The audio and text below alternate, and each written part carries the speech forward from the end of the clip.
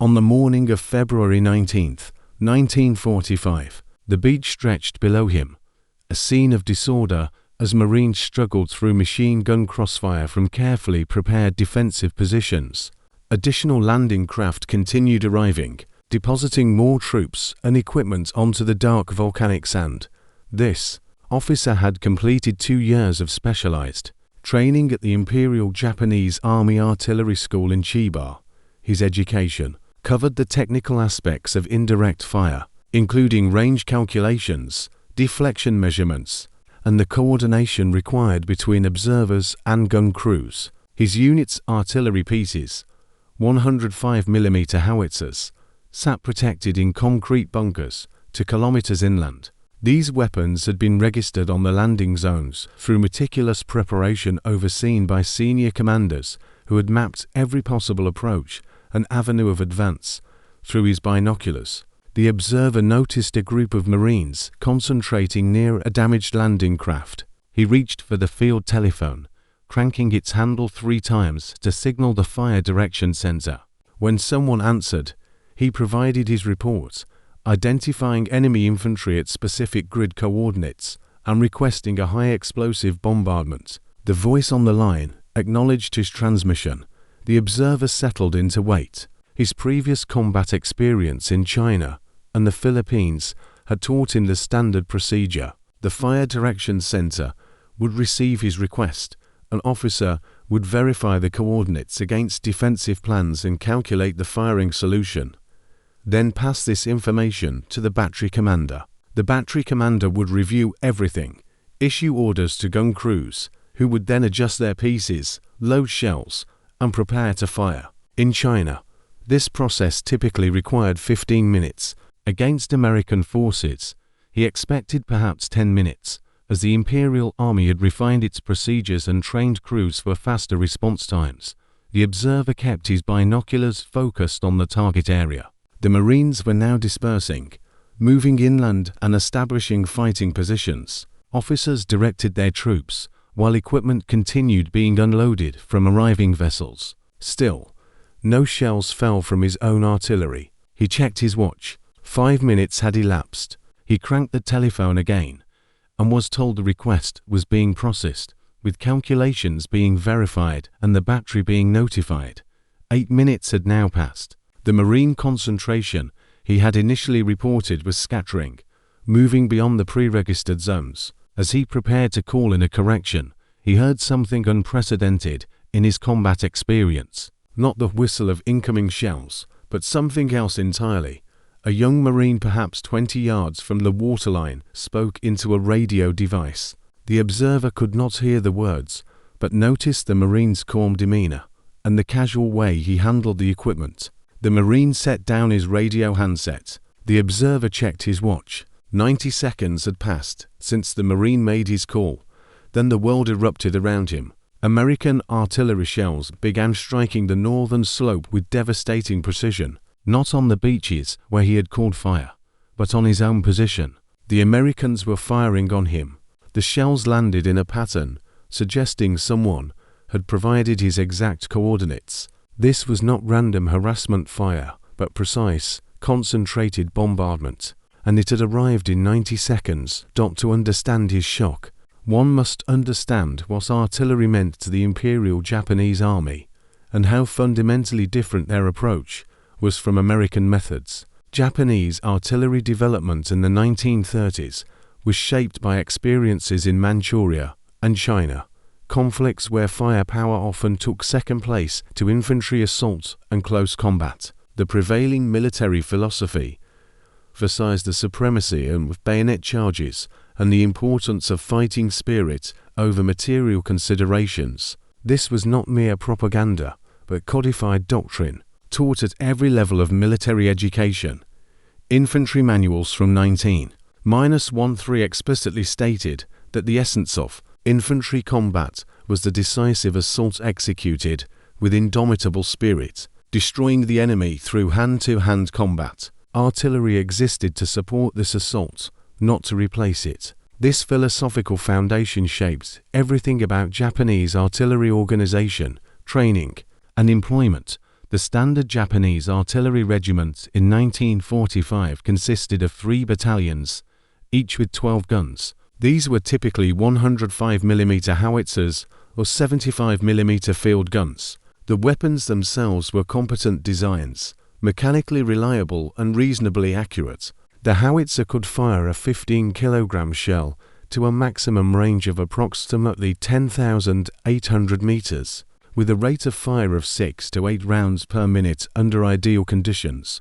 But artillery is not merely about the guns. It concerns the entire system that employs them, including observation, communication, fire direction, and the doctrine governing how all elements work together. In the Japanese artillery system, observation was handled by forward observers attached to infantry units. These officers carried field telephones connected by wire to battalion or regimental command posts.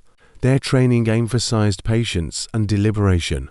A proper fire mission required careful observation, precise calculation, and verification through multiple command levels. Communication relied almost entirely on field telephones, simple but reliable devices within their limitations. Sound-powered telephones required no batteries, using electrical current generated by the voice itself to transmit signals through copper wire. The wires were laid by hand, often under fire, connecting forward positions to command posts to fire direction centers, and fire direction centers to gun batteries. The system functioned, but was slow and fragile. A single artillery shell could sever a wire, breaking the communication link. Repair teams would have to locate the break under continued bombardment and splice the wire back together. The fire direction process itself reflected Japanese military culture. When a forward observer called for fire, his request went to the battalion fire direction center, where officers would review the request, verify it against tactical plans, and calculate firing data. Range and deflection had to be determined using manual calculations, slide rules, and firing tables. The solution would be checked by a senior officer before being transmitted to the battery dot at the battery. The battery commander would receive the fire mission, verify the data again, and issue orders to individual gun crews. Each crew would adjust their piece according to the firing data, load appropriate ammunition, and prepare to fire. Only when all guns were ready, and only after the battery commander had personally verified that each piece was properly laid, would the order to fire be given.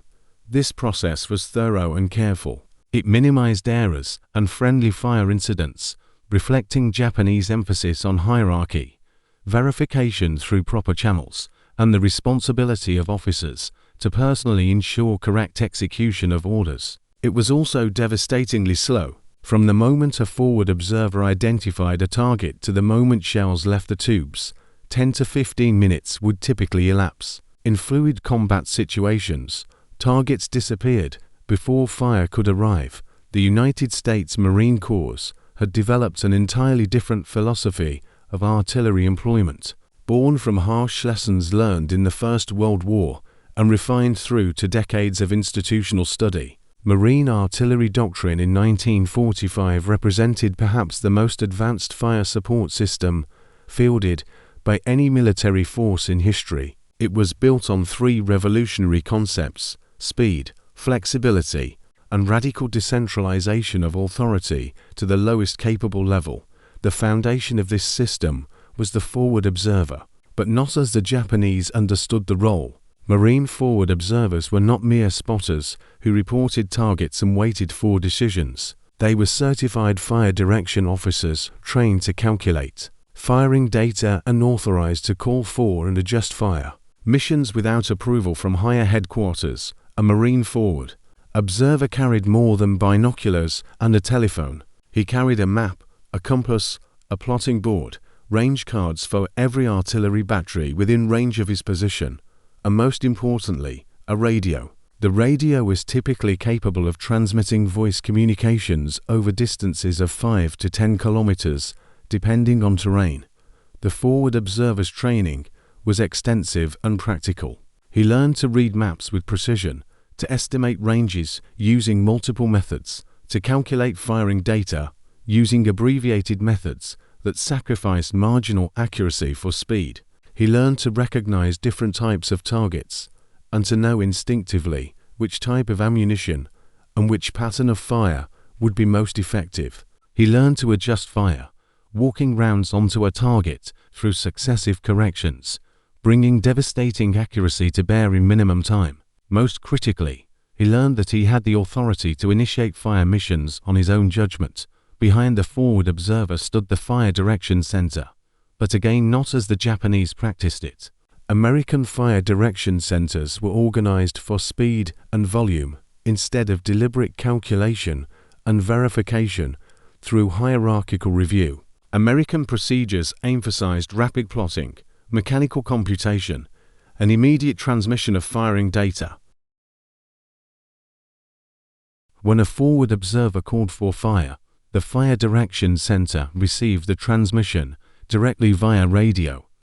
A plotting sergeant would immediately mark the target location on a map. A soldier trained in ballistic calculations would use mechanical plotting boards and firing tables to determine range and deflection. These calculations took seconds, not minutes. The firing data would be transmitted immediately to the batteries with no verification by senior officers and no approval required from battalion command.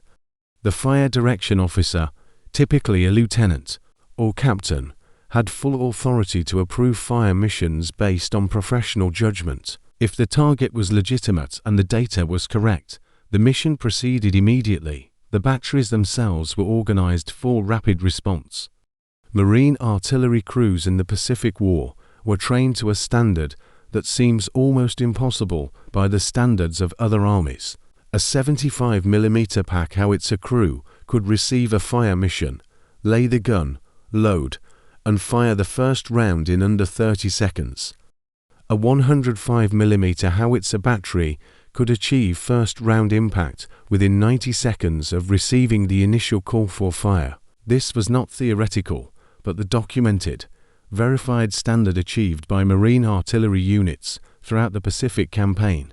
The speed was achieved through brutal, repetitive training and through equipment designed specifically for rapid employment. The 105mm howitzer, the standard Marine artillery piece in 1945, could traverse its barrel 35 degrees left or right without moving the trail. It had a screw-type elevation mechanism that allowed precise adjustment. The sights were clear and easy to read. Ammunition was pre-positioned near each gun in protected dumps, organized by type and readily accessible. The system that delivered artillery fire in 90 seconds was not the product of individual brilliance or improvisation. It was the result of institutional development that began in the 1920s when the Marine Corps established its field artillery school at Quantico, Virginia. The school's mission was to develop doctrine and train officers specifically for amphibious warfare, a form of combat that presents unique challenges for artillery employment. Traditional artillery doctrine assumed guns would be positioned on stable terrain with established supply lines and fixed communications. Amphibious assault shattered all these assumptions. Guns had to be landed on hostile beaches, often under fire. They had to be brought into action quickly before the infantry assault lost momentum. They had to provide fire support during the most vulnerable phase of any operation, when assault forces were establishing their beachhead and enemy counterattacks were most dangerous. Speed was not merely desirable, but absolutely essential to survival. Marine artillery officers studied the problem methodically. They analyzed First World War operations where delayed artillery support had resulted in failed assaults and catastrophic casualties. They conducted experiments at Quantico and at exercises in the Caribbean, testing different procedures, measuring response times, identifying bottlenecks in the fire direction process. By 1933, they had developed a standardized system built around the concept of the forward observer as an independent fire direction officer. The training program for Marine artillery forward observers was 6 months long, far more extensive than equivalent training in the Army or in any foreign military. Students learned map reading to a standard where they could identify their position within 10 meters using terrain association and compass bearings. They learned to estimate ranges using multiple techniques, bracketing with binoculars marked with mil scales, using known reference points, even estimating based on the time delay between muzzle flash and sound of impact. They learned the ballistics of every weapon in the Marine Corps' inventory. A forward observer had to know that a 75mm pack howitzer firing a specific charge had a muzzle velocity of 390 meters per second and a maximum range of 8,700 meters. He had to know that a 105mm howitzer firing another charge could reach 11,200 meters. He had to know trajectory characteristics, beaten zone patterns, the types of fuses available, and when to use each one. They learned abbreviated fire direction procedures that allowed them to calculate firing data in the field using simplified methods. A trained observer could determine range and deflection to a target, factor in basic meteorological data, and produce firing data accurate enough for effective fire within 2 minutes using nothing more than a map, a compass, and a simple plotting board. Most importantly, they learned radio procedures. Marine Corps' radio discipline was legendary for its clarity and efficiency. Every call for fire followed the same format, transmitted in the same sequence, using the same terminology. The observer would identify himself by call sign, identify the target type, give coordinates using the military grid system, and request the type of fire mission. A typical transmission might last 15 seconds. The fire direction center would acknowledge, and the entire exchange from initial call to rounds impacting took 90 seconds. This was not an exceptional performance, but the standard. Marine artillery units that could not meet this standard were considered deficient and required additional training. The emphasis on speed extended to every element of the system. Fire direction centers used plotting boards designed for rapid target location. Plotting boards allowed a plotting sergeant to mark a target's position and measure range and deflection in less than 10 seconds. Firing data calculation used mechanical devices that simplified the mathematics.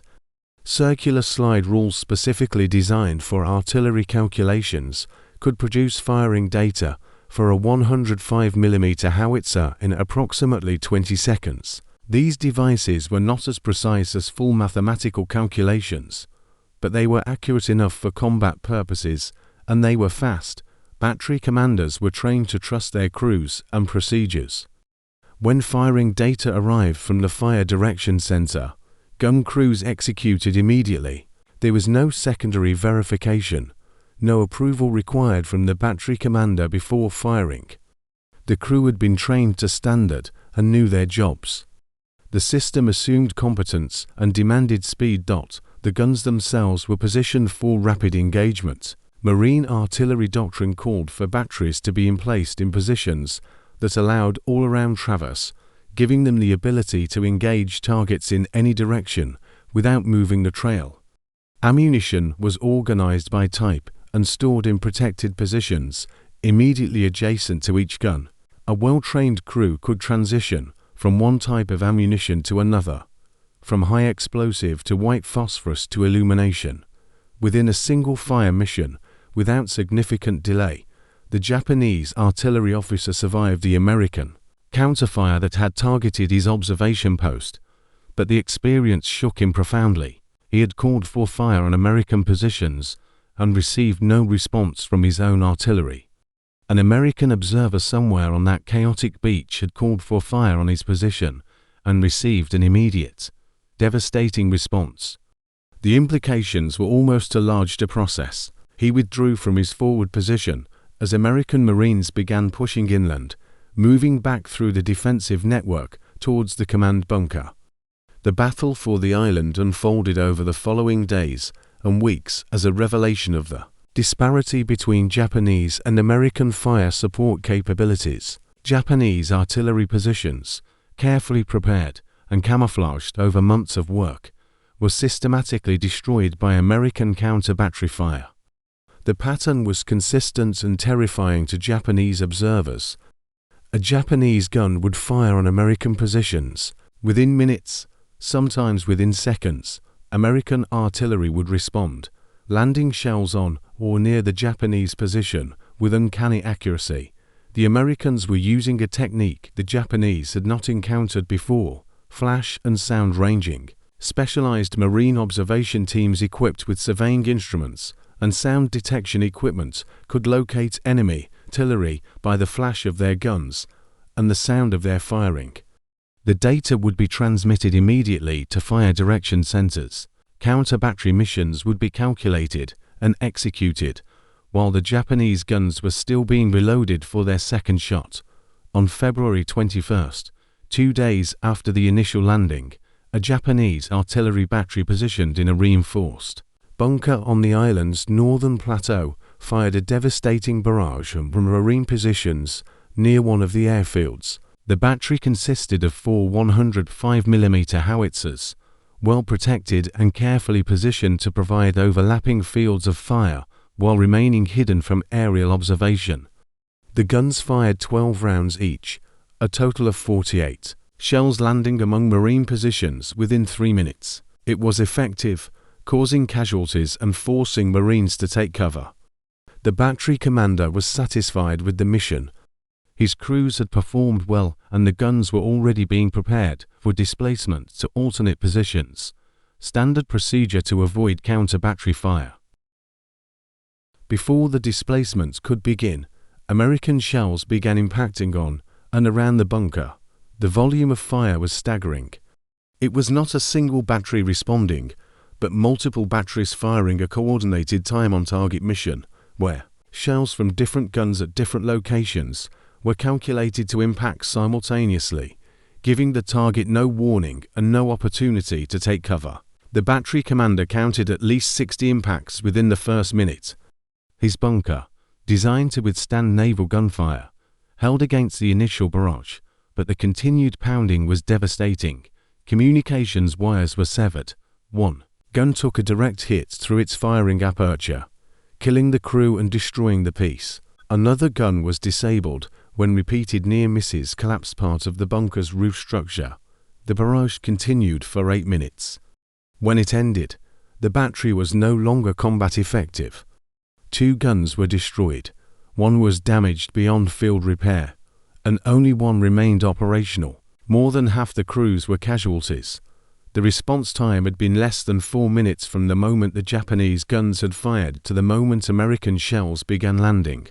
The battery commander knew, from his training, that this should have been impossible. The Americans could not possibly have observed his position, calculated firing data, transmitted orders to multiple batteries, and executed a coordinated fire mission in 4 minutes.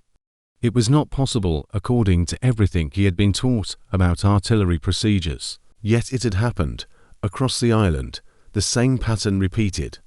Japanese artillery that revealed its position by firing was immediately subjected to counter-battery fire of overwhelming volume and accuracy.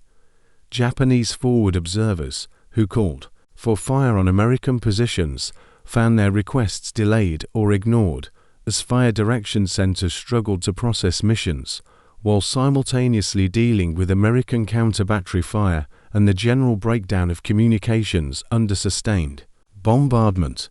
A young Marine forward observer was attached to a rifle company, pushing north from the initial landing beaches towards the base of the mountain.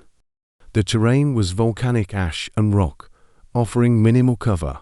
Japanese positions were dug into the hillside, mutually supporting and nearly invisible until they opened fire. The rifle company came under fire from a complex of bunkers and fighting positions on the lower slopes. Machine guns, rifles, and at least 1 anti-tank gun were engaging the Marines, pinning them down in the open. The observer moved forward to a position where he could observe enemy positions. He carried his radio, map, binoculars, and plotting board. He identified 3 distinct enemy positions, the largest appearing to be a reinforced bunker with multiple firing ports. He estimated the range at 800 meters, marked the location on his map, and determined the grid coordinates. The observer keyed his radio handset and transmitted his fire request using the standard format, speaking clearly despite machine gun fire impacting near his position. He checked his watch as he transmitted. The fire direction center acknowledged immediately. The observer waited, binoculars trained on the target area, counting the seconds. At 78 seconds after his initial transmission, he heard the distinctive sound of 105mm shells passing overhead. The first rounds impacted approximately 50 meters beyond the target. The observer transmitted his adjustment, meaning the next rounds should be 50 meters closer and 20 meters to the left. The fire direction center acknowledged his transmission. 30 seconds later, the adjustment rounds impacted. They were close, landing within 10 meters of the bunker. The observer called for fire for effect, meaning stop adjusting and fire multiple rounds for maximum destructive effect. All 4 guns in the battery fired 3 rounds each, 12 shells impacting on and around the target bunker within 20 seconds. The bunker's firing ceased. The observer saw through his binoculars secondary explosions, likely ammunition cooking off inside the position. From his initial call for fire to the destruction of the target, 2 minutes and 40 seconds had elapsed. The rifle company resumed its advance. The observer would call for and adjust 17 fire missions that day. His experience was not unusual. Every Marine rifle company had attached forward observers. Every observer had the authority to call for fire. Every fire direction center was prepared to respond immediately. The system worked under the most severe stress imaginable, under fire, in difficult terrain, with inexperienced personnel and equipment that had been soaked in salt water during the landing. Japanese observers watching the American advance saw something that contradicted everything they understood about artillery employment. They saw American infantry advancing with what appeared to be personal artillery support, able to call down devastating fire missions within minutes, sometimes within seconds of encountering resistance. They saw American artillery firing hundreds, sometimes thousands of rounds per day, volumes of fire that Japanese batteries could not sustain for even a few hours due to limited ammunition stocks. They saw American fire direction that was not centralized at regiment or division level, but distributed down to battalion level, sometimes even to battery level, allowing multiple simultaneous fire missions to be executed without coordination delays. They saw a system that appeared to violate every principle of proper artillery employment as taught in Japanese military schools, and yet it worked with terrifying effectiveness. The psychological impact on Japanese defenders was crushing. Artillery had always been the great equalizer in infantry combat, the weapon that allowed defenders to break up attacks before they reached the defensive line. But American artillery responded faster than Japanese defenders could adjust to changing circumstances. By the time a Japanese observer's fire mission was processed and executed, the American forces he had been targeting had already moved, and his own position was being subjected to counter-battery fire. The speed of American artillery response was only part of the story. The other part, equally devastating to Japanese defenders, was the sheer volume of fire that American batteries could sustain. This was not a matter of doctrine or training, but of industrial capacity and logistics, the unglamorous but absolutely critical foundation of modern warfare. A Marine 105mm howitzer battery consisted of 4 guns. Each gun could fire a maximum of 10 rounds per minute under sustained fire conditions, though typical fire missions involved slower rates to preserve barrel life and allow for adjustments. A single battery firing at moderate rates could deliver 40 rounds per minute on target. The Marine Division artillery supporting the assault included for battalions of 105mm howitzers a total of 48 guns. When concentrated on a single target, these batteries could deliver nearly 2,000 rounds in the first 5 minutes of a fire mission, The ammunition to sustain this rate of fire had to come from somewhere. It came from a logistics system that was unprecedented in its scale and efficiency. Each 105mm high explosive shell weighed 33 pounds. The complete round, including propellant charge and packing, weighed approximately 42 pounds. A single howitzer firing 100 rounds per day, a modest rate by island standards, required 2 tons of ammunition. 48 howitzers firing at that rate required 96 tons of ammunition per day. The ammunition was manufactured in the United States at government arsenals and private contractors. Production facilities could produce hundreds of thousands of artillery shells per month at peak capacity. These facilities operated around the clock, employing tens of thousands of workers, many of them women who had entered the workforce specifically to support war production.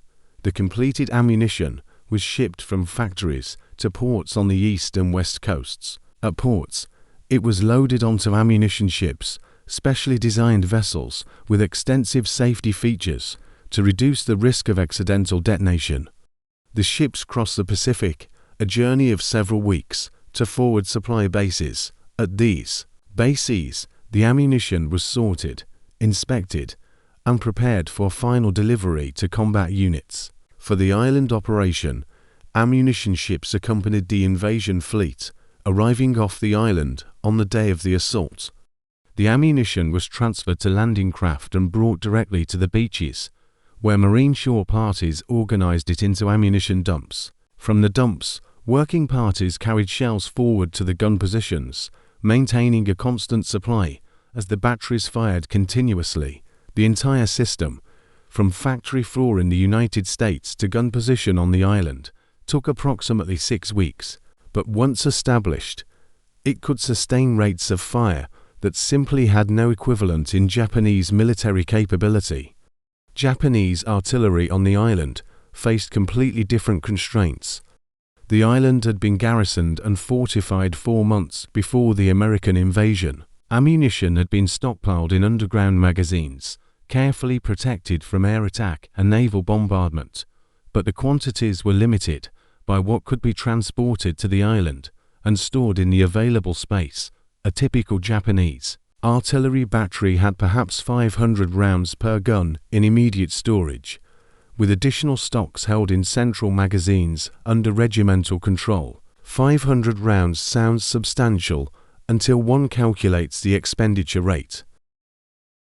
At 10 rounds per gun per hour, a modest rate during active combat, a 4-gun battery would exhaust its basic load in 12.5 hours of firing. Resupply from central magazines required physical transportation of shells from storage bunkers to gun positions, often under American artillery fire and air attack. Working parties had to move shells by hand, carrying them through trenches and tunnels, a process that was slow, dangerous, and increasingly impossible as American forces tightened their control of the island.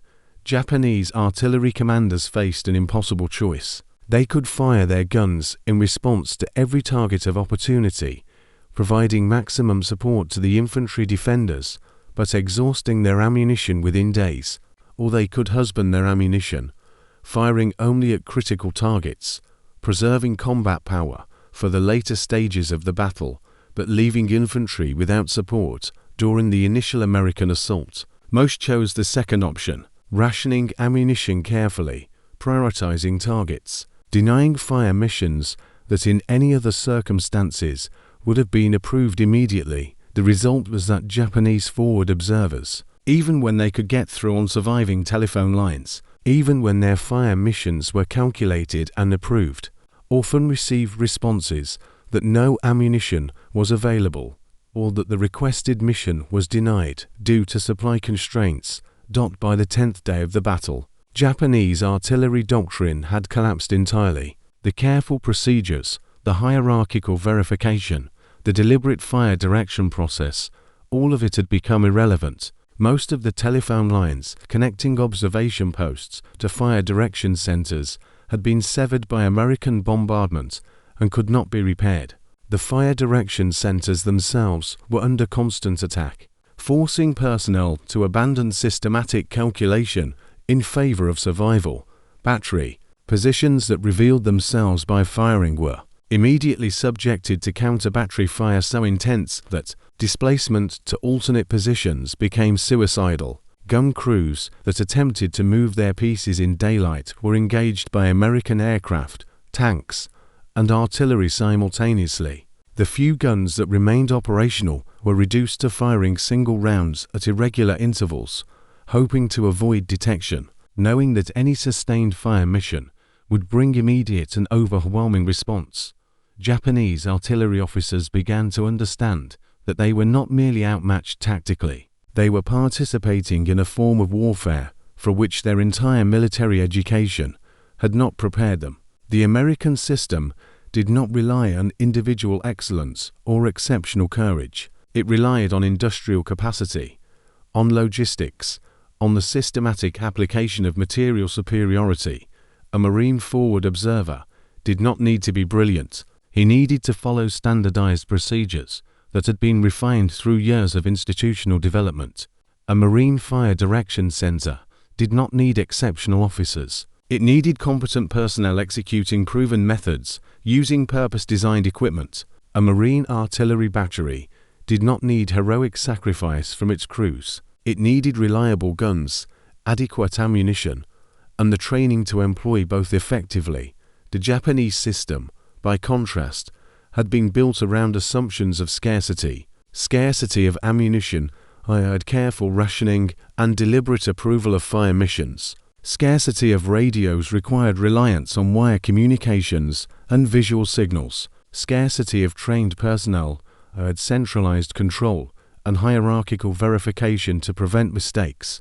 These assumptions had been reasonable when fighting Chinese forces in Manchuria, where Japanese industrial and technological superiority had been absolute. They were catastrophic when fighting American forces in the Pacific, where every assumption of scarcity was inverted. The Japanese artillery officer, still alive in early March 1945, had been pulled back from forward observation duties. There were no forward observation posts left to man. The telephone network had ceased to exist. His regiment's artillery had been reduced to 3 operational guns from an original complement of 36. These guns fired perhaps a dozen rounds per day total, coordinated by runners carrying written messages. Because no other form of communication remained functional, he spent his days in an underground bunker, listening to the sounds of American artillery fire that never seemed to stop. At night, he could hear the diesel generators running on American ships offshore, powering lights that turned the invasion beaches into bright staging areas where equipment and supplies were unloaded around the clock. He had been taught that Japanese soldiers possessed spiritual superiority that would overcome material disadvantages. He had believed that superior training and fighting spirit would compensate for inferior numbers or equipment. The island had taught him the truth. Spirit could not defeat a shell that arrived in 90 seconds. Training could not overcome ammunition supply that was effectively unlimited. Fighting to the death, which he and every man on the island had sworn to do, would change nothing about the outcome. The battle for the island was declared secure on March 26, 1945, 36 days after the initial landing. Of the approximately 21,000 Japanese defenders, only about 1,000 were captured, most of them so badly wounded they could not continue fighting. The rest died in their positions, in the tunnels, in final charges that achieved nothing except to add more bodies to the count. The Japanese artillery officer was not among the survivors. He died on March 21 during an American assault on the bunker complex where he had taken shelter.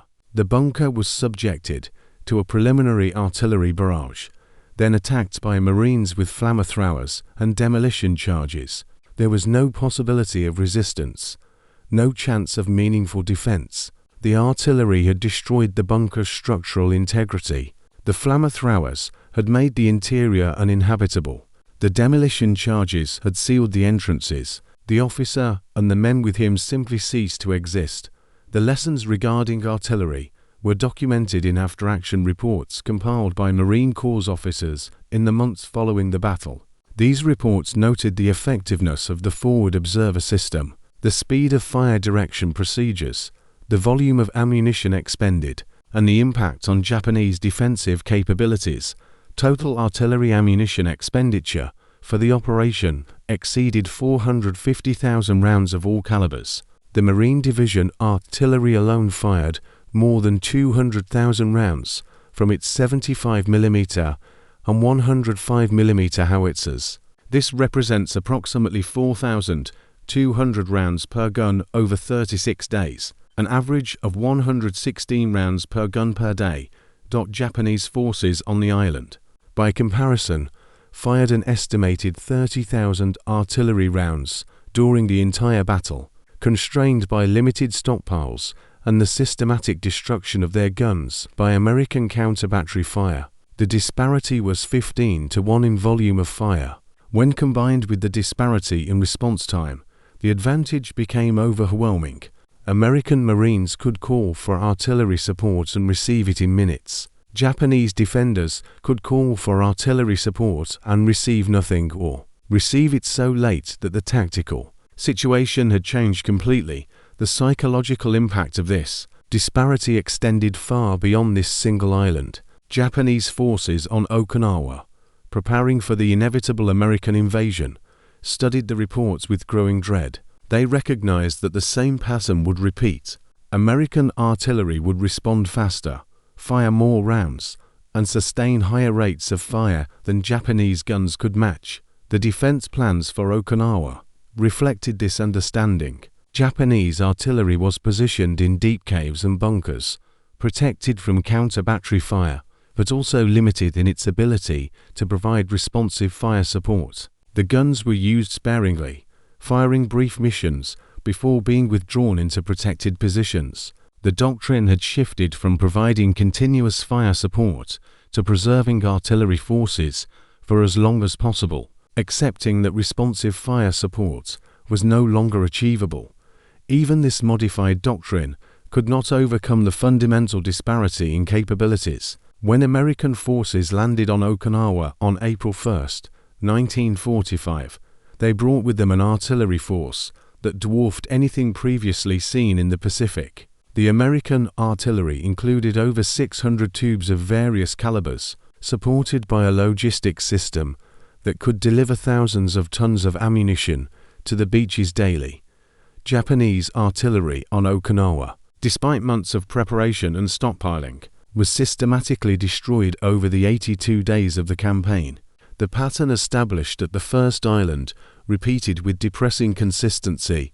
American forward observers called for fire and received immediate response. Japanese observers called for fire and received nothing, or received fire too late to matter.